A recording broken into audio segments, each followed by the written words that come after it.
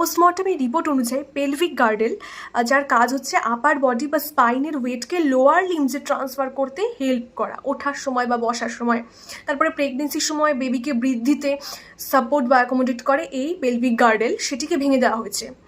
কলার বোন ভেঙে দেওয়া হয়েছে, হাত পা হাঁটু কোথাও বাদ নেই, গলা নাক মুখ চিপে ধরা হয়েছিল, দাঁতের কামড় নখের আঁচড়ের মাধ্যমে আক্রমণ করা হয়েছিল, মৃত্যুর আগে অচেতন করে ধর্ষণ করা হয়েছে।